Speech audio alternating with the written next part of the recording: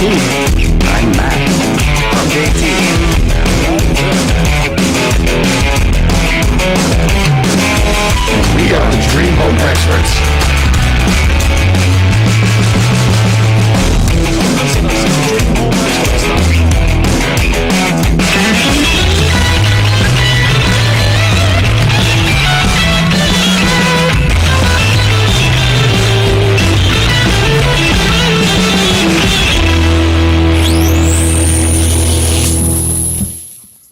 Welcome back to the Dream Home Experts. Thank you for joining us. You're listening to the Dream Home Experts here at the 216 Creators Studios. This podcast was produced by Megatone Studios.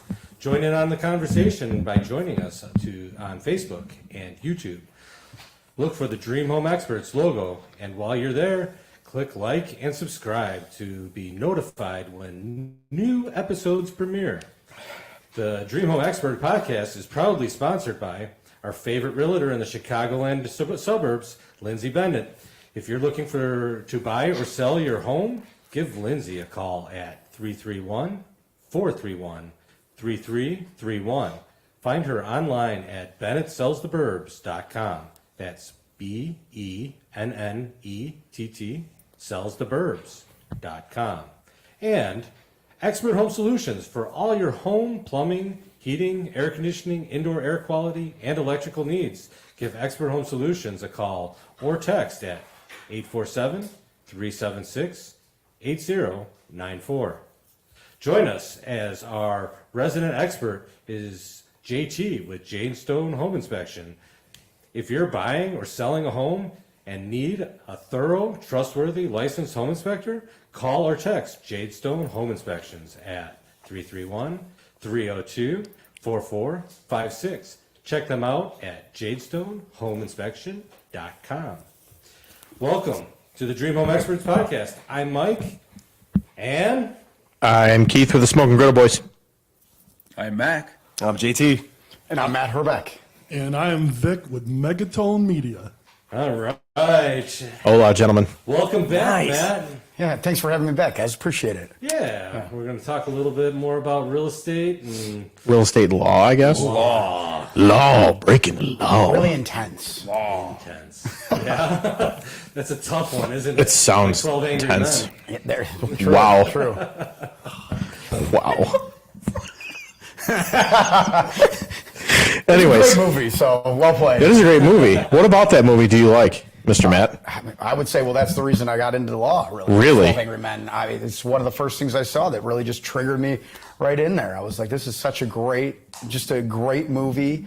And if people haven't seen it, please watch it. I don't want to spoil anything. Why is What it is the- called the 12 Angry Men? Well, it was a jury. It was basically a jury that listened to a case, and they went into the jury room, went through it, started hashing it out. You had 12 of them in there, 12 of them discussing it, and I'd say at some point or another they all had some anger to them, but I don't know if that's really the reason. But either way, yeah, that would probably be my guess. And I think you were telling me that it was the one person that had that, there's a legal term for it, a shadow of doubt or Reasonable doubt. reasonable doubt, and it was enough to where people who were about to persecute somebody slowly changed their perspective on it. Yep, absolutely. They just kind of kept it where he was like, just wanted to have a little chat about it. Let's at least talk about this. Let's not hang this guy right away based off our preconceived notions and whatnot. Let's at least talk it through. They did. And it turned out a little different than it was expected. So Yeah, I'm going to have to add it to my There you go. Watch list, it's a yeah. good one. Yeah. Both the original and the remake are both great. So That's very cool. yeah. Again, that's called 12 Angry Men. Wow. So, real estate, we've had the realtor on just recently and said that we're finding some strange situations in lack of inventory. Yeah.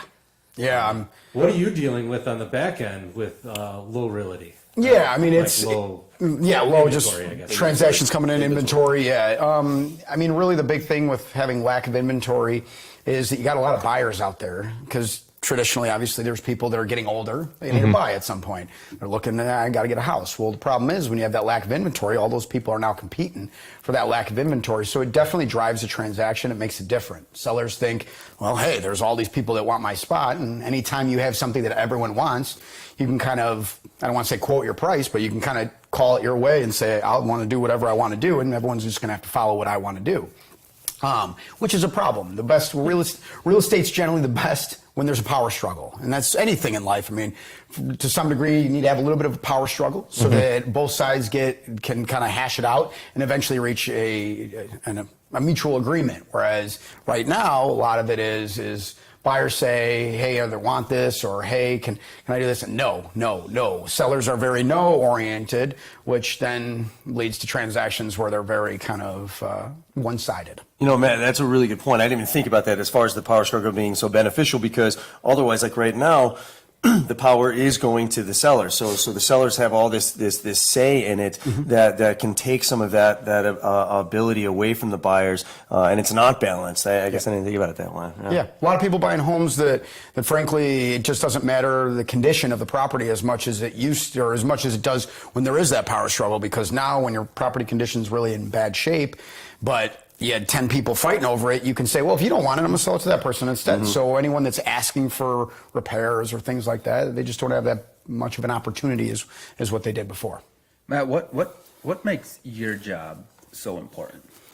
I mean, like anything, the big thing in life, I think, is, I mean, well, let's see where all the money's at. Insurance is what drives at least the United States for the most part. And I think that's really what I am. I'm insurance for a buyer that's going to purchase property, probably making the biggest purchase of their life or close to it. And obviously, it's always good to have insurance. Best Buy will sell you insurance on a $5 item that you buy there. Yeah, why not? I figure, I mean, if people are picking that up, might as well, grab an attorney for a transaction when you're putting down maybe $500 or $250 or whatever it is. So I always say it's kind of just the extra eye. And I will say the biggest thing about that too is, and why they always say that the dumbest attorney is one that represents himself.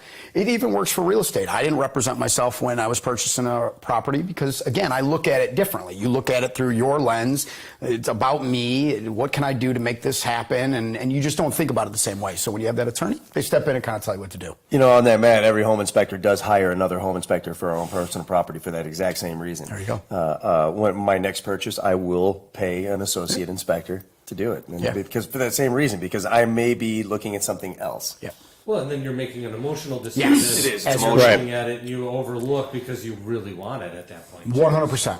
And it's funny you say that you really want it. That mentality is really big right now, because anytime you get into a bidding war and you got these buyers that are all going after one property and they're like, oh, I'll pay this. And then somebody else says, well, I'll pay this. And then, okay, fine, I'll pay this. They get caught up in the moment of just trying to win the transaction as opposed to really making that rational decision and knowing that, okay, what I'm getting is really what I want, and I'm not going to be upset later on as a result of it. And that's what a buyer's support system should be.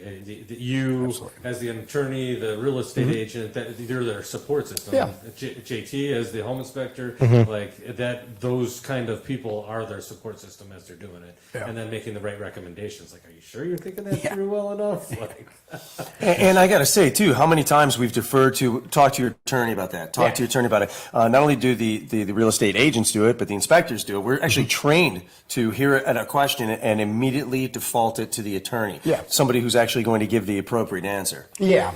I mean, it's one of those things where I don't necessarily have the answer when it comes to, hey, there's a problem with my home inspection. We'll say we have vertical cracks in the foundation, horizontal cracks in the foundation, whatever. I'm not the end all be all to say, oh yeah, you should move forward with this. I think it's fine, or you shouldn't move forward with it. My biggest thing, and something I always kind of do with my clients, is I always say, okay, well, what's your main goal? Is your main goal to purchase this property? Do you really, is that really, you've got to have this property? Because then we should approach it a different way. Then if your main goal is to really, yeah, it'd be great, I really would like to move forward with this and purchase it, but I'm going to need to get as many assurances or many credits and things as I can. And if I don't get those, then maybe I won't move forward. And then I can effectuate that as well. So it's more about what the person is truly trying, their goal and what they're trying to get versus kind of what I think, because everyone's ideas are different about what they want or don't want. So I have a question for you. So when we had Lindsay on as the realtor, right? So I asked the question, you buy a house 6 months down the road, there's issues with that house. that weren't disclosed, do they, is that where you come in at that point? Like, how does that scenario play out? So typically, I'm more of a closing attorney. I don't do litigation the same way. I don't anymore, really. I refer that out. So if there's a scenario where there's a post-closing issue, which is always, as real estate attorneys, the worst transactions are the ones that come back as a result of a problem. Because again, we've closed it. We're hoping it stays closed. However, obviously things happen, and unfortunately, there's people that lie or don't disclose things the way they should. Illinois is a table closing state. We're governed under what's called the doctrine of merger. Our contract, once we close on a deal, contract and everything involved in that deal kind of gets folded and put in a box, gone.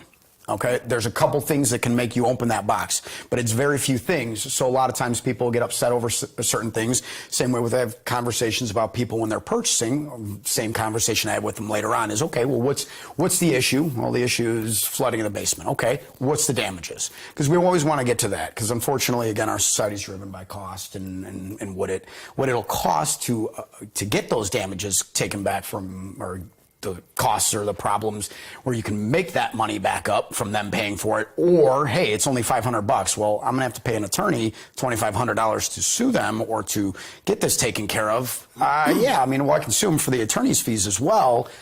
No saying that I might not win. I might still lose. Then I'm out that additional money over trying to fight for $500. So a lot of times it's based on what the problem is and how we address it afterwards. But there are avenues to go after previous sellers for not disclosing things. Big ticket items, always flooding and that kind of thing. Water intrusion tends to be the biggest one. Yeah. It's good. I don't even know if I answered your question. Actually, you did. Totally. Yeah, that was perfect. Yeah, I have a question for you too, because this is something that I think all of the inspectors we deal with on a regular basis. Is during the inspection, as soon as we're pointing out something and a solution for something, the immediate response from the buyer, the client, is how much does that cost? Now we're trained, and we train other inspectors to immediately defer that there's too many variables involved for me to answer that. But that's something you could talk to your attorney about. And what I find myself saying is, well, you can ask for anything, expect nothing. Maybe you'll get something in the middle. What would you say is what would you prefer that we be saying? How do we answer that question best? Yeah, I think I love exactly what you said there in terms of... That's good, because I've been saying it a lot. You don't, good. Because it is one of those things where you're minimizing your liability from that standpoint. Not that you necessarily have liability, but you're minimizing the ability for them to come back and be upset with someone. Anytime you give somebody a hard line cost, you've given them a hard line where if it's not that, and it's somewhere over that, now they're going to be upset with somebody that told them that. So the same thing with me when it comes to things like that is I tell them very similar. I say, well, it's not really about what it costs to get that issue taken care of. It's more about what it's to you to make you feel comfortable moving forward with that issue. That's good. So again, it could cost $1,000, but again, some things you don't know until you open up a wall, or you don't know what that might lead to. So is it enough to say, hey, $5,000 makes me feel good, I'll move forward. If it happens to be $3,200, great. If it happens to be $6,500, are you still okay with that? And generally speaking, when you get to that answer, it generally works out all right when they say, yeah, I'll be fine with that. So awesome. We do have a couple questions that came through online. We have one from Mr. Kent Jones. Why does Illinois mandate real estate deals use attorneys while other states do not? Yeah, so great question. Thanks for that question.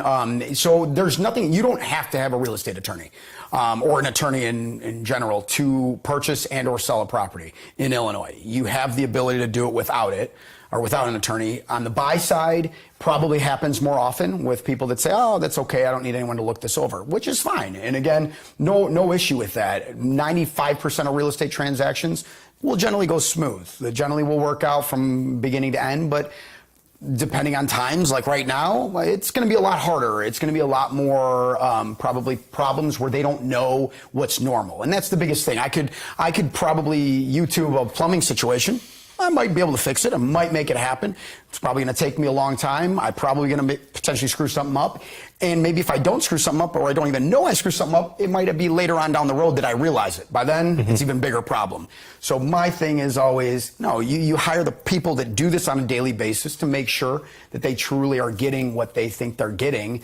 And whether it's purchasing a property or what's harder would be selling a property, you'd have to really kind of work with the title company and again, take care of a lot of things that on the biggest or close to the biggest transaction of your life, it's nice to have that additional insurance. Yeah, as a second part to this. Yeah. Also, why are attorneys mandatory out in the Rockford area? I don't know if you go to the Rockford area. That has always confused me. Yeah, I don't, the title company might push, I don't do too much out in the Rockford area.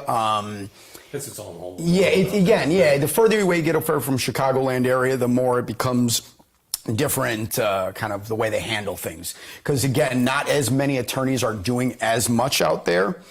Fees are generally lower, so it just doesn't create the same atmosphere to get in while there's a lot of money type scenario. And that's what our industry faces a lot is when the getting's good and a lot of people are moving and shaking in terms of buying properties, a lot of people get involved. But I will say, since it's out there, it's not quite as much. I wasn't aware, and I believe that they're not mandatory from everything I know about that. But again, whether they are or not, it still is that additional insurance you're getting. And I could sit here and tell horror story after horror story. It would make people think that that's a good idea to move forward. But So individual municipalities can change that requirement based on whether you're required to have an attorney for the transaction? no, I don't think, again, I don't believe that it's required. I'm 95% sure it's not required. I wouldn't think so either. Well, in Rockford is a whole different because they got their whole own organization going on out there. The title companies do more out there though as well, because again, more people are not necessarily always, not always hiring. Because I had a client probably about a month or two ago that didn't have anyone, and then called me probably with maybe a week left in the transaction, like, oh my God, I didn't have this. They're telling me they're asking for all this stuff I didn't know. I don't know what to do. And then it's okay. Well, I can help you. Let's figure this out and move forward from there. So, I think it just depends again on the transaction. Do you think that's a municipal aspect behind that? Why, like, just the city of Rockford is doing that? Well, it could be, because remember when we were strictly talking about real estate, and the fact that not all municipalities require a inspection. Right. Franklin Park, where I live, buy or sell, you have to have one. By the municipality. By the municipality. Right. You can't not put a property I think up Melrose without is it. the same way. Yeah, certain say Glendale Heights has an inspection. There's a bunch of cities that have their own inspections and stuff to make sure that things are being. I mean, Elmhurst has a sump pump inspection. Villa Park has a sump pump inspection. I mean, there are little like sticking points in areas, and I think a lot of times it's for the purpose of they probably had so many problems with certain things. They want to make sure that those certain things don't continue. Yeah, especially with the sump pump thing, they want to make sure that you're not dumping water into the storm. Yeah. Or not the But storm. the Yeah. other thing is, like, sanitary right. I mean, I bought our first house, and then the house that me and my wife are in right now. I didn't even get an option. Do you want a lawyer or not? It's always like it's there. Yeah. You know what I mean? I know and Liz probably speak to this too, most agents, they don't want the potential liability because they know, and most people know that if it's like when somebody comes to me without a real estate agent, I say, well, you really should have an agent because, again, there's a part of the process. They're an integral part of this process. As soon as you take an integral part of the process out, you're building Legos and you lose 10 pieces, it's probably going to be harder to make that's look the way it's supposed I love to. it. That's a perfect. I was thinking puzzle, but Lego is great. Fair enough. So, Yeah, you're losing part of your foundation right there if we're throwing a and then the other people in the process generally then have to pick that ball up and roll with it. And it's the same way you don't have an attorney. Well, now the agent's like, well, they're going to start asking them attorney questions because they don't have one. They're going to lean on other people in the process. But agents don't like that either. They don't want to necessarily take on an attorney role. That's not their part of the puzzle. We got Mr. Thomas Ray Wilmoth on. Oh, Lord. Says, hello, guys. And Hello, then Father. Brendan Cross also. And then Mr. Thomas Wilmoth also says, I can't even find an attorney in Tennessee to sue for my water problem. Oh, the water, yeah. That's the nice thing about it. I went to law school in Dayton, Ohio, and went to Miami University in undergrad, kind of stuck around that area. And I do have a lot of people then that kind of spread out. So I got a lot of people in the Ohio area, some people that live down in Nashville area. So I potentially have somebody. It's East Tennessee. So if you know anybody in like Kingsport or like the Tri-City area, like Johnson I'll have City. to send a little message. Yeah, out. you can text me. Yeah, there you go. Sounds good. Absolutely. We see we get you taken care of. But again, a lot of that comes down to, okay, what's the cost? And that's what a lot of attorneys are going to look at. So you might have talked to a few of them, and those few are like, well, what's the damages? And damages maybe aren't as much, or maybe they are. Either way, it might not be fruitful enough for the attorney to say, yeah, let's take this and move forward, which isn't necessarily the right thing to do either. But Right. I have another question, and because for me, I want to understand more. So, let's say JT goes out, does a home inspection, finds issues, right? The seller comes back and says, "Oh, you sit on a throne of lies. This house is perfect." Do you go to the realtor with that? Do you get involved? Yeah. Does the inspector get involved at that point? Like, how does that scenario play out? Yeah, I mean, that's one of those things where that's my threshold. So that's where I kind of get involved. The agent will also add the 2 cents, kind of talk through the inspection report potentially, and the client generally calls me, has the same kind of, well, what's normal, what's typical, that kind of questions. And we go through that on a deal that's not considered as is. Basically, we eventually get to an idea with that's what they want to have asked for in terms of asking the other side. Say, great. They generally send me an email with what they want. I put it into the letter, which is the attorney modification and inspection letter. I send that out, and ultimately we see what ends up happening. We see if it's hey, yeah, we got an agreement. We're great, typically speaking. And again, if we're asking for a credit, I tell them go a little bit on the higher side because you know it's going to be a negotiation. What's the highest credit that you've ever saw? The highest credit, well, typically once they get too high, they start becoming purchase price reductions. Because a lot of times people, unless it's a cash deal, if you're getting a credit to a certain level, the lender can't allow a credit past a certain point. They have to have enough into the property on their own. Okay. Now, if we're talking somebody's putting down 50%, not going to matter as much. But generally, if you're that kind of 10% or less home buyer and you're asking for a big credit, you can't. Biggest credit that I can think of would have been on a cash deal. It was like a nine something purchase price, and I think it ended up being $32,000. So, and the guy wanted it as a credit, and I was like, why don't we just reduce the price? But again, he was like, no, I like the price, and I want the people in the area to know that it's a higher price to the home. Jesus. Well, that's an interesting aspect. That's what, yeah. To think about. I said your taxes will be affected by that. You can go $32,000 less, and your taxes will be assessed $32,000. Wow, now that's clever. Who really cares about a few bucks, right? Touche. You're paying cash for nothing. Yeah, exactly. They want to pay taxes. It's a privilege. JT likes taxes, from what I heard. I don't have a problem paying taxes. I know I'm the oddball. Likes taxes. You're so dark. Yeah. You're sure you're not from the DC universe? Zinger. My question for you would be we're seeing a lot of these investors buying these houses and they're flipping them. Mm-hmm. Have you had cases where people have bought a flipped house and it's all fine and dandy, all sunshine and rainbows, and then they turn around and they come back and go, dude, like, I'm not happy. Like, excuse my there's language. problems. We've talked about this, and I talked about this with Lindsay and when she was on the show and whatnot, and there's not much really that can be done.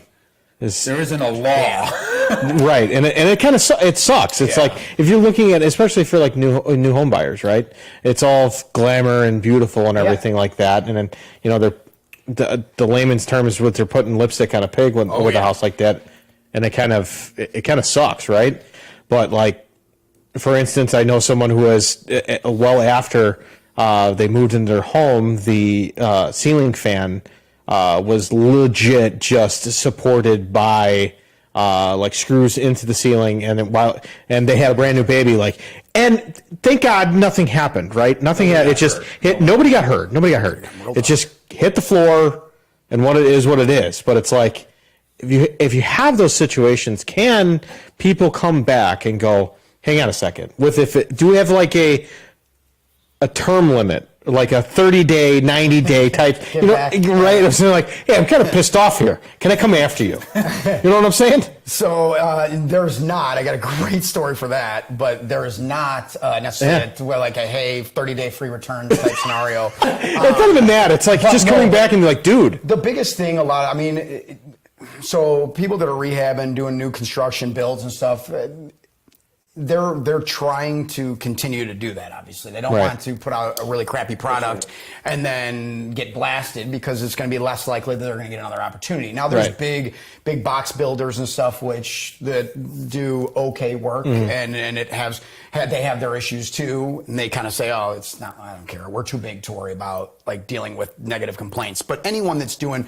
rehab work or doing it kind of on a smaller scale, especially because most guys that do rehab, and I've got a couple contractors / rehabbers that they do great work. They're not necessarily lipstick on a pig type guys, but they do it in the area. So I've got one that's in Downers really only. You get a name, you start doing crappy work, you're no longer going to get that same business. So a lot of it's really, that's the kind of the checks and balances on it, because unfortunately, after a transaction's over, there's not as much you can do when you start realizing, oh man, they used all terrible, handles. All the little small areas are all kind of cheaper. Because it's not like, even in the fact, like, there was an inspection, right? Yeah.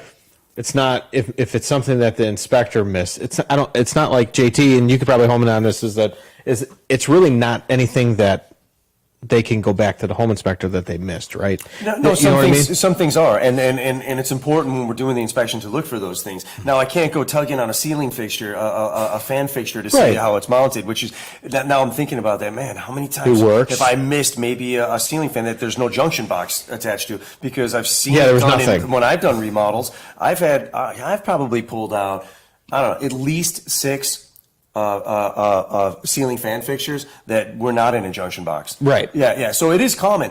I can't find that during the inspection, but what I do like to express to the buyer is that if this home has recently been remodeled, I try to stay away from the term flipped. Has a sort of a negative connotation. Yeah, that's true. But remodeled, and they know what I'm saying. They're it's a flip. Yeah, it's a flip. But so there's certain things to look for, all right? Because generally the remodelers are trying to make it look very pretty. They're going to put in new kitchens, new bathrooms, countertops, flooring, walls, make it very pretty for the MLS photos. That's what attracts the buyers, right? So that's great. So I'll tell them, well, let's go look at some of the other things that maybe weren't in their scope of the remodel, because there's always generally going to be those. It'll be exterior things or steps or stairs, maybe handrails that are missing. Now, the part that I think you're referring to, Keith, is say they didn't use a proper adhesive for flooring tile or for shower tiles. Okay, if they just used mortar for shower tiles, you're going to find that out in about 6 months when they start falling off of the wall. Things like that, I try to tell them, be prepared for. But more importantly, if they've just finished remodeling, we know who they are.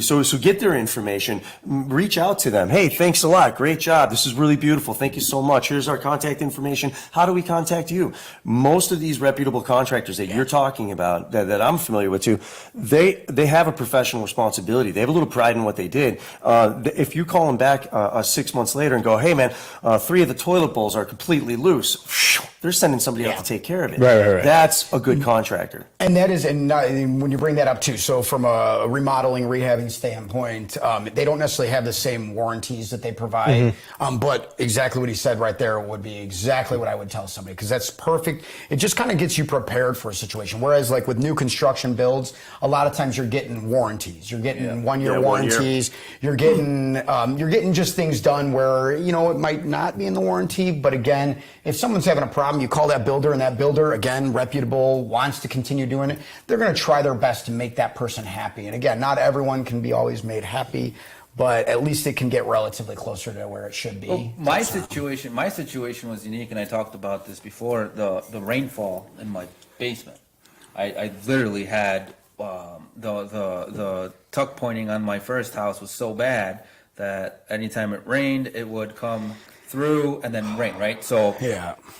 and that's where my lawyer, when we bought the house, came huge in play because he dug up records of prior to what the builder did and saw that the basement flooded because of that reason. The flip or the GC that did the remodel, right? Did not disclose that. They did give me money for damages inside of my basement. Does that fall into the 5% you were talking about? You said 95% of them, they're closed. Yeah, absolutely. There's definitely ways to get back in there. I mean, I've had a couple just recently that are going to definitely get back to that point where they, again, can potentially bring a transaction and open it back up to some degree. Because let's put it this way, the one that's about as tailor-made as it gets is the guy says, "Hey, listen, I'm having flooding into my basement. Oh man, it's 3 weeks after he purchased," and he goes, "It's been every single time it's rained. We get water." Okay, well, obviously that's not something that somebody could potentially miss as a seller. If it's done it every time, well, there's probably a problem there. Not to mention, all the closets were done in the house. They were all done nicely, California closet style, whatnot. The one that had flooding and leaking happening in it had nothing in it, so they had to have known something about it. They didn't disclose it. Contractor that came out and goes, "Oh yeah, I was at this house about a couple months ago." He's like, "I told them they had it, and they didn't do it." So it was literally like, "Oh, so the disclosure right there is obvious." He literally told them. So that's an open and shut. I mean, the people that obviously the sellers that walked on from that are unfortunately going to have to walk back and at least make up for what they should. Now, what is the time frame for something like that? Damages, typically speaking, from a legal standpoint, a 2-year threshold is a very standard statute of limitations on things.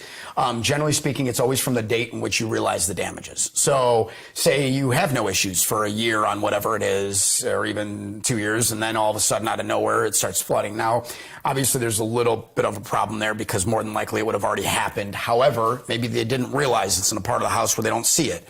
Well, then they see it, they realize it, oh my gosh. It starts at that point, really, is when it is. And Gotcha. Good attorneys can make arguments for a lot of things, too. So, yeah. So overall, it's a very important step in the home buying process to get an attorney. No question. Yeah, no question. And to do an inspection, all the integral cogs of the transaction are really important to have because we all do something that's going to better protect somebody. And again, not everything gets caught. Unfortunately, things happen. I mean, no matter how good your people are around you, that, again, things slip through the cracks sometimes. We try to obviously avoid all of that.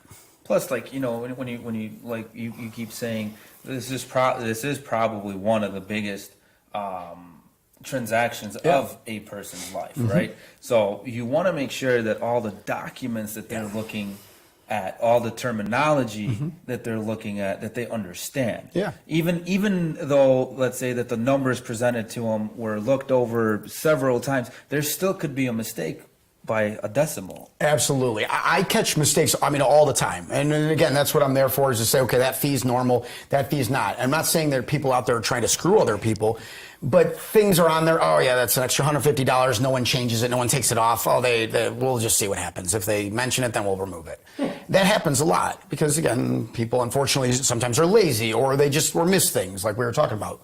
Every one of us has an eye then to potentially catch those things. And it does happen a lot. Tax preparations get screwed up a lot. A lot of times my fee gets justified just by the fact that I sit down at a closing table, I'm going through all the figures. And that's another thing is people are going to sit down and look at that settlement statement and they don't know what they're looking at. Besides, they don't know if those costs are normal or not normal or what is. So that's where I can say, if they're doing over 10,000 transactions, that's normal. That's not. We can go through it all. So a lot of times when they give that tax preparation credit, which because we do our taxes 1 year in arrears in Illinois without getting into all that, the sellers have to provide a credit to the buyers. That credit, it's magical how people manage to screw up that math. It's simple math, but it gets screwed up a lot. And unfortunately, there's some money sometimes that gets left on the table there. So, I do have a couple more questions that came through online.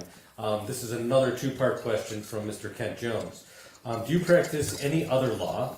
And what is the strongest titling situation you have run into, like lien and claims, etc.?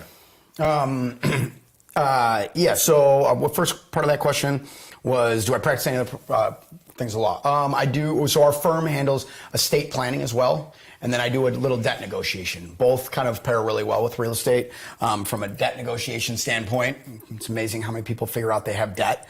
All of a sudden, when a lender tells them, "Oh, by the way, you have this judgment that's against you. Did you know that?"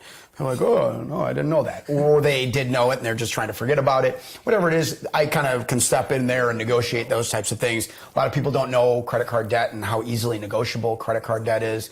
Really? It's a dangerous thing. Yeah, I know. Believe me, I'm telling you, people get real excited about that. And it is. I'm not. $65,000 in credit card debt. My last one, they settled for $22,000. So the worst thing was they had to rip up the credit cards, which was hilarious because my clients were like, "Well, we can't keep them."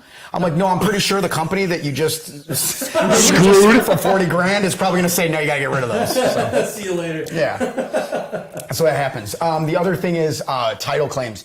Yeah, there's some big ones. We just had one that we weren't necessarily involved, I want to say, but unfortunately the buyers and the seller together kind of committed a little fraud to try and essentially get the seller from having to pay some big judgments that they had against them, and in an opportune time, in a quick timeline, turn it around, send some money. I mean, it was 500 grand that's sent to somebody outside of the transaction. So basically, long story short, there was a gap that popped up. So the buyer then that bought this property kind of was a part of trying to scam people, but was the one that ended up getting scammed the most. So unfortunately, that person then ended up having a property that they purchased for just short of $1 million. And it had to start, they purchased the cash to start it. It had a lien of $680,000 on it, and which kind of fell on during the gap. And there's a gap period by which titles run in the beginning. It's generally run again in the end, or as close to do an update. And during that time period, you try and catch everything, but sometimes there's a gap. And this gap was between essentially the date that the title was rerun and the closing date, which was like 8 days later. It got put onto the property during that time period. Well, now the title company has to step up and say, okay, we got to figure out how to get this taken care of. Well, everyone flew back overseas, kind of left, so it's left with the buyer now kind of like, what the heck happened? And it's kind of, there's a lot to that story, a lot more elements of it too, but I guess that's the shortest version of it, is that, yeah, they're stuck. Crazy. Yeah. That is nuts. We got Brandon Cross here. He says, What's up, buddy? He is in the Ohio area. Leaky cylinder block foundations slapped with a coat of Drylock to hide. It seems to be pretty common. So I think that was during the conversation of wet basements. Yes. And then we got Anthony Collins that says, hey guys, about to purchase my first home. Nice. Congratulations. What's the main things I should look out for? Call JT. Call Expert Home Solutions. I mean, main things to look out for is just to continue to try and look at it as if he's not the one purchasing it. I mean, it's weird to say it, but to really don't be to try and be as rational as possible during the process. Get the emotion out of it. Yeah, and it's really hard. Yeah. It's really hard to do, but it's amazing how that'll open the eyes to something where you wouldn't have seen it otherwise. So, I mean, It's good advice. Yeah, That's really solid. In fact, I'm going to remember that and use that as well, because it's an emotional experience that you're going through, and it is important to separate your emotions from the logic of what you're looking at. And I think a lot of us have experienced that too, especially when it's two of you. You know, you've got your spouse, the other person that's involved. It's very, very excited, and it's the great schools, and it's a cul-de-sac, and it's just checking off things on your list that you want. Right. You do need to sort of separate yourself from that and start looking at the responsibilities that you're about to take on. The 6 month, the 1 year, the 5 year responsibilities that are in front of you, and that's what you find out during the inspection, really. yeah. And that's the thing too. People are always so focused on what's my payment going to be? Can I afford that? Can I do that? There's a lot of things involved in a real estate transaction. There's a lot of cooks in the kitchen when it comes to these deals. So again, when you're doing it without the people that are involved in it, you now are taking on all these other additional areas that is frankly burdensome and just a problem. You know, I think that's the answer to the question that I want to give him then, is that I think that's what we're alluding to here is, when you're going into that purchase, surround yourself with professionals. I was just gonna say Oh, is that the right? same Yeah. thing. Just surround yourself with professionals. Dominic. It not only does it For you. take all of that workload off of you of the things that you're not familiar with and you don't know how to do, then you can be a little more emotionally involved. Let the professionals around you take care of all the details. Yeah. And answer all the questions. Well, we really like this house. What do you think about this? What do you think about that? And Yeah, it's doing that kind of what's the saying, penny wise and dollar foolish. You're spending a ton of money on something, but then you're trying to cut costs in certain areas to limit those expenses and stuff. But unfortunately, then a lot of times, all you're doing, and it's calculated risks. Taking somebody out of the transaction is fine. It's just a calculated risk. You know that hey, something else later on. You can't later on come back and say, "Woe is me! Oh my gosh, how did this happen to me?" Because it does happen, and then I'm like, "Well, the reason it happened to you is you didn't do this or you didn't do this," and not saying that's necessarily right, and it's tougher to look back at it that way because there's a lot of other people that maybe go through that and never have any issues. But did you ever have a customer kind of like look at you like, I didn't buy this house because of you? I mean, I've passed on this because of Like, this the is my attorney? dream house, and because of you, I didn't get it or something Oh, like maybe. that. from an inspection standpoint too. I mean, I'm sure there's For probably- sure, inspections, yeah. I don't know. I don't think I've ever had somebody that said, "Man, this was my dream, and I'm not moving forward with it anymore," because of what you said. I have had people that I give them information about what to check, what to look for, what to think about when they're purchasing. One of the biggest things, and this is what I remember telling somebody that actually walked away from it a little bit as a result of that, not necessarily the only reason, but one of the things when I was looking for a home that I really loved was I wanted to find a seller where I asked the agent all the time. I would ask the agent, "Hey, do they have records of everything in terms of what they keep, in terms of the stuff they've done to the property?" And the house that I currently live in, I remember I asked the agent that question. I'd gone to a bunch of other places and whatnot, and she was like, "Oh yeah." She said, "Come here." We go over. She opens up this cabinet, and it was color coordinated. That's badass. It was. I was That's like, fucking badass, man. That's the best. I like that Yes. shit. That's who we all want to buy from. It's like a secret turn on, you know? It is. It is. You're just like, fuck yeah. You know when she bought the fridge in like 1985. You know what I mean? Like, it's fantastic. Yeah. I can still return I bought it at Sears. Yeah, and then so instantly, I mean, I loved a lot of other aspects about it, but as soon as I saw that, I was like, done. I'm like this because I knew there was going to be little to no surprises in a property that's that coordinated where somebody's paying that much attention to this. And that's right. Not paying that much attention to it. That's right. Because a homeowner, a seller that we're buying from, that has taken that much time to organize and record all of the purchases and the changes and the work that was done. Oh, we had the garage door replaced in 2000. Those are people that generally have taken care of the home. They've maintained it very well. And There's not a program that like would just be with a house that actually was like that. Looks like we got another endeavor to ourselves. I mean, I agree. I think that would be just to kind of organize that. Shh, we're not talking about that. Not out of the air. Fair enough. But It's in the works. Okay. Love it. But wouldn't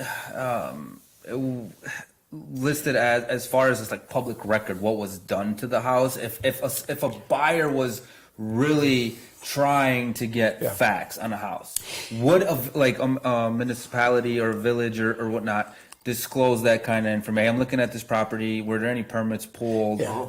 Permits are a public record type thing, so you can pull permits again. Unfortunately, I mean, I don't know what the exact math is there, but I would venture to guess based on what I've seen, we're looking at maybe 60% of people pull permits.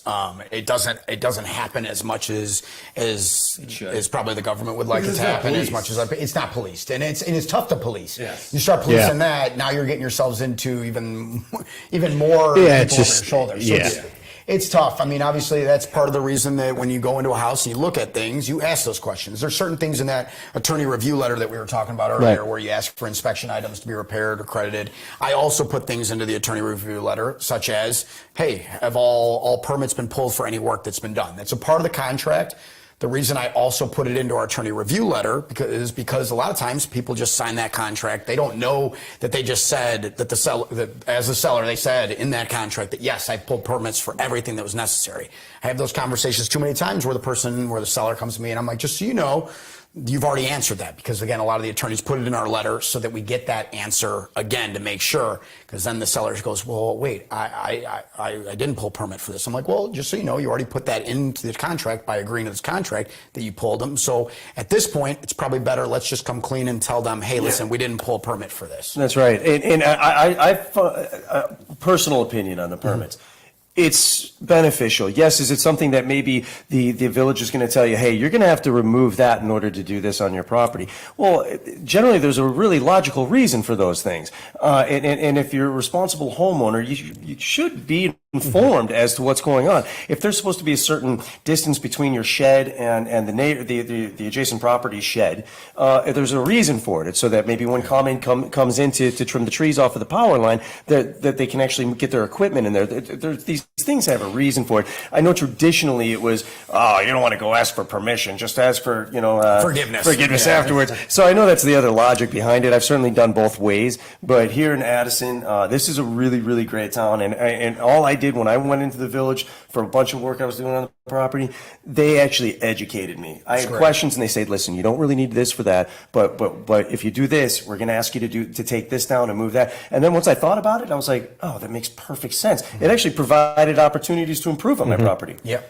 Yeah, and it's funny you mentioned that about so I had one probably last year sometime, shed, guy bought a property, put up a shed, didn't get permits for it, and subsequently was selling it, and then the other side was like, well, when did this go up, and why it's in the easement area, because again, whether it was, I think that one was just a public utility drainage easement area, he put it in that spot. Well, that can't get insured over when it's non-movable, when it's a foundation, concrete poured foundation, can't be moved, and ultimately now you're in an area where you're not supposed to be. You can stay there for as long as it can potentially stay there, whether the village says rip it out or the whoever has that easement comes in and says, hey, there's a pipe below the ground or something.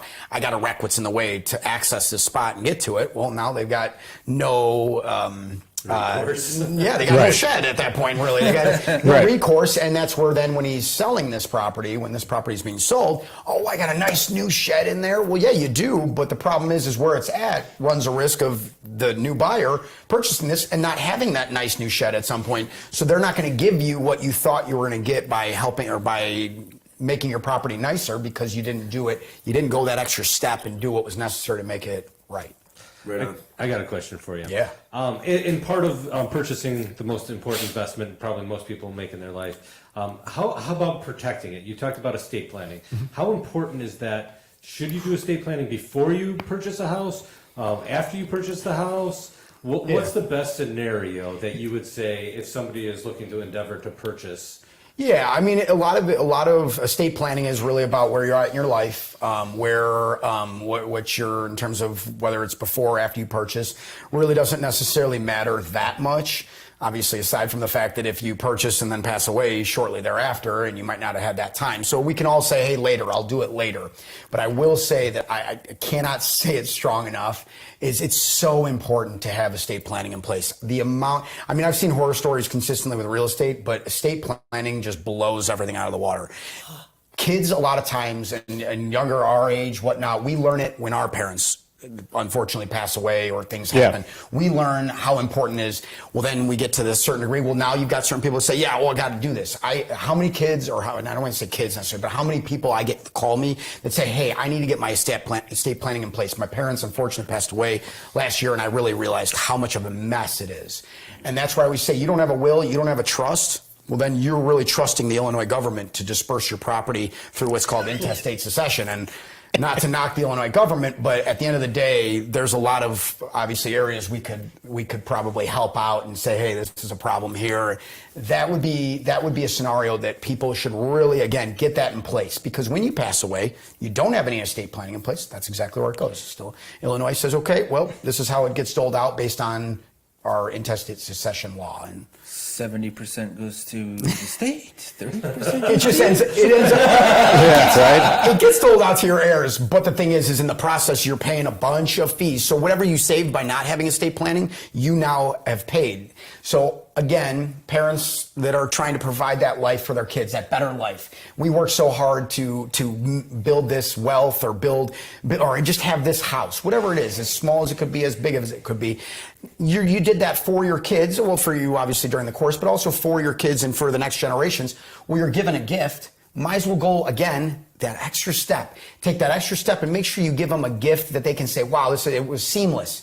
It came to us through the trust. We're all done. I didn't have to pay a bunch of attorneys. I didn't have to worry about another family member that maybe is now upset that they're not getting a portion of that or whatnot. Because again, it was done the right way. It was done through a trust. So the kid got it. I had a client that literally said 200 grand for a home that they were given through essentially through a intestate succession they received, but then we're gonna have to go through probate, do a bunch of other things, and they said this isn't worth it.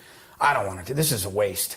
I just, when my head was like, man, I go, so this person, well, maybe they have a bunch of money, fine, but this person doesn't want to go after something that's going to take a decent amount of time, not too much for 200 grand.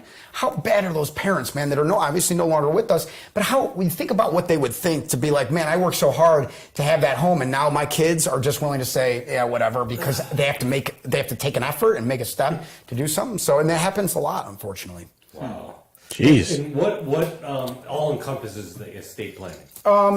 So typically speaking, the biggest thing of estate planning, the way that I generally say, people around this area that have our home ownership or have a home that they own and have some money in the bank, they should do a trust. A trust is the best way to do it. It's the most expensive up front. It's the cheapest in the long run, because at the end of the day, you pay for everything up front, about $3,500 for a trust, $4 grand for a trust, right around there. Done. You're set. You're all set. Anything that changes, because again, obviously we're not planning on people passing away right away. You do a trust at age 30. There's going to be things that change by the time you hit age 70, 80. Those are easily amended. We can change those trusts up. We can amend them real easily. There's no additional, well, not no additional fees, but there's very minimal fees for that kind of stuff. Whereas you do a will, you want to change it, you got to do the whole will again. New fee. New big fee generally for that. So different things to do, but it's, yeah. That's good. What would stop anybody from just taking a legal pad and then thinking about everything that they own and going, A goes to this child, B goes to this child, this, and that. And it's equally written out by that parent or the parents. Notarized. And it has to, and he just, yeah. I mean, you would have to at least notarize. Yeah, it's a notarized 2 witnesses. There's requirements to make a will valid. And again, at the end of the day, even having a will, even having that written down, there's so many ways from an attorney standpoint that we can challenge that. Right. So if there's somebody, unfortunately, when a parent passes away, they might think their kids get along beautifully and everything's hunky-dory and perfect. It's amazing what happens when that linchpin of the family passes away, and now you've got two brothers that are like, well, man, you already have a lot of money. I need this more than you do. And then they start bickering about it, and they start getting it. No, I did this and I do that. Fuck you. Yeah. Excuse my language. No, absolutely. And that happens a lot. So Kids are listening. yeah. Sorry, I apologize. So the biggest thing is really is not, again, trying to save up front and do something, but doing it going the full route, making sure that it's taken care of the way it's supposed to be, and then you kind of avoid that. But what was the end of your question there? I think I forgot that part. No, just talking about would that like, be sufficient? Just would The reason I would say it's better than nothing. I will say it's better than nothing, but at the end of the day, that can be challenged. I could say, okay, what state of mind were they in? Oh, they didn't have a date on it. They didn't date it. We don't know when this was done. Gotcha. I don't know if this was done yesterday. I don't know if this was done and there's just so many elements and so many ways we could challenge that. Or vice versa, everyone's happy with it. Yeah, they can go in, enter it into court, probate it out, and say, hey, give all the heirs an opportunity to come voice their opinion, say what they think they deserve or whatnot. No one does, then it gets doled out according to that. Yeah, I mean, and that happens as well. I have a one last quick question, because we talked about the will or the trust, because that's something that I am interested in. I get a will, let's say, we sit down and I get a will 2 months from now, right? 2 years from now, I sell the house. What happens to that trust for that house? Yeah, so for the will portion of it, for the will portion, yeah. So at the end of the day, now that's no longer an asset in there. So even if you don't amend it, it's not an asset that can be doled to whoever it was. So it's at that point, it's stricken essentially. You don't necessarily have to redo your your will to accommodate that change.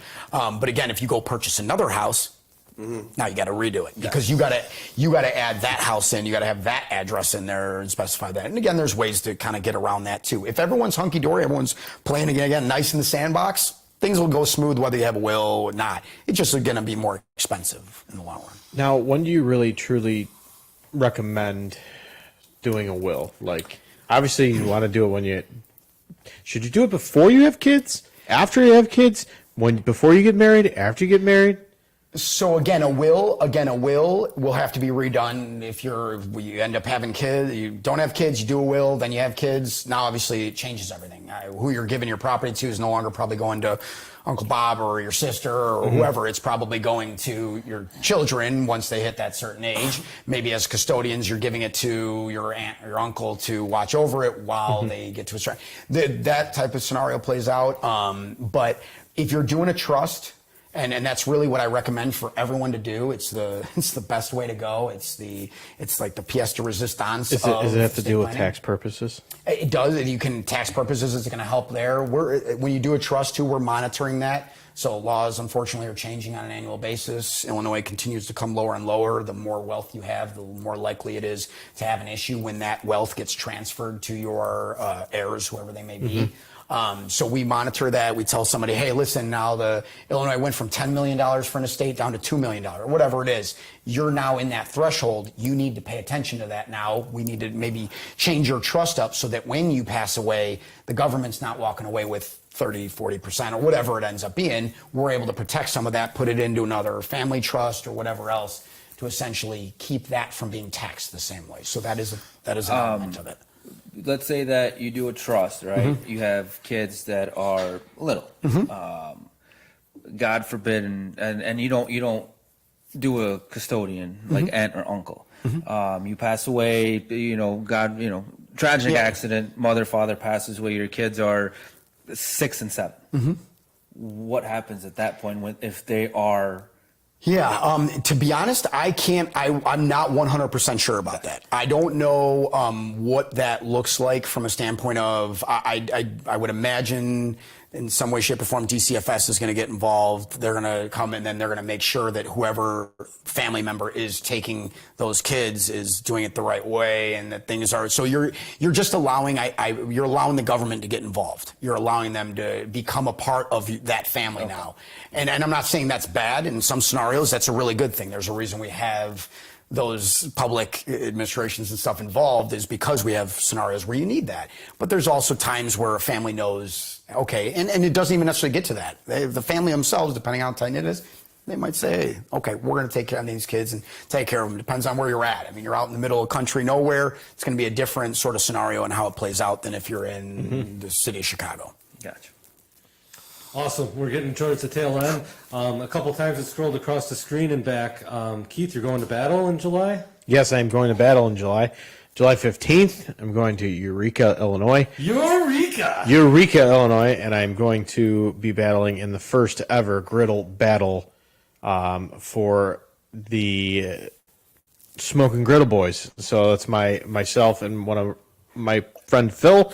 We have a kind of Instagram thing we started during the pandemic, and we decided to do a battle.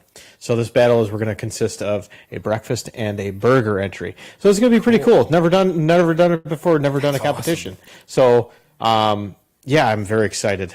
I'm very excited. As a fan of all the different TV shows that have the Guy Fieri ones and all those Guy's Grocery, I love that. That sounds like it'd be a ton of fun. Yeah, there's supposed to be some big wig guests, I guess, from that have to deal with Throne of Lies. Yeah, right. Yes, I do sit on a throne of lies. Some bigwig guests, I guess, like guest judges. Okay. That are going to be there that have to deal with Gordon Ramsay's going to be? That would be cool, but I would probably that would be really cool, but I would probably just want to just not even talk to him. Your shit's terrible. But yeah, coming down to the nitty gritty is like there's supposed to be some bigwigs from Blackstone. They're going to be there. So if anybody has any, if you guys know what Blackstone is. We got a question. Can I come to the battle just to eat and embrace my inner fat kid? Sure, whoever that is, sure. That It's is. Twin Cam Cowboy. Oh, that is Brandon Cross. Oh, Yeah, so he can definitely come. You're always more than welcome. Feet isn't a fat child. Sounds like we're Yes. gonna go carpool head down there. Yeah, I mean that sounds like Yeah, fun. it's gonna be a lot of fun, man. It's gonna be fun. Thank you for Hug talking in about the Expert Home Solutions van tonight. it. Yeah, right. Get in the work truck and let's go. Feeling good after some good burgers, so you know. yeah, absolutely. Going to Eureka. Yes, yes. What day is it again? July 15th. right. July 15th. So I will be heading down there probably midday 14th. Cool. So that's gonna be a lot of fun. We're going to be cheering for you. Yeah. Maybe we'll surprise you down there. I like it. If you guys are more than welcome to come, hang out and drink some, drink some beer and have some barbecue. There's more than one thing that's going down there. It's a KCBS type thing where it's a Kansas City Barbecue Society where they're having like a whole competition. So That's cool. That's fun. yeah. I would like to share something before we wrap up too with Matt. I've deemed that I propose that once a year we have an event where all the real estate agents and real estate attorneys get They together fight. on one side. They're in a line, and all of us home Like inspectors Anchorman. have to walk down that line and say, "I'm sorry." Thank you. Thank you. I'm so sorry. I'm so sorry. We have really- to shake your hand, apologize, and show some appreciation it's because what you all guys good. have to deal with to make sure that things go seamless for the buyers and the sellers is really impressive. And I know we're not really helping all the time. Sometimes we're it's- complicating things. It's all right. It's all right. It makes things better in the short or in the long run. It might make things worse in the short run. Yeah, agreed. But again, like I said earlier, the worst thing is a transaction that comes back to you because of problems. So thank you as well for not having that scenario happen too much. Yeah, right. So yeah, I think we're on to. I think we're wrapped up. Matt, wrapped up. Thank you so much for joining us. Thanks, Matt. for Thanks. all the It's been fun, man. information There's a that lot you of gave information. about real estate, about getting people into estate planning and trusts, and the wealth of knowledge that you brought. Thank you guys And for joining us. Final, where can they reach you? Yeah. You can reach me, email kh@khlegalfirm.com. You can also reach me, my cell phone is 630-390-8464. Office line 630-983-0096. Awesome. Thank you. Thank you. Thanks, guys. See you. And go watch 12 Angry Men. Yes, fantastic Oh, winner. Bye. The content of this show is for educational and informational purposes only and is a generalization of common DIY projects. Each home project may encounter unforeseen issues with specific circumstances that may not be covered in discussion of this program. This program makes no representations as to the completeness of the information and expressly disclaims any implied warranties as to the fitness of the information to any particular purpose. Before starting any projects, it is recommended the homeowner research the skills and proper materials necessary, as well as any and all local requirements for permits. If there is any doubt, it is advised that a licensed contractor be consulted prior to commencing your particular project.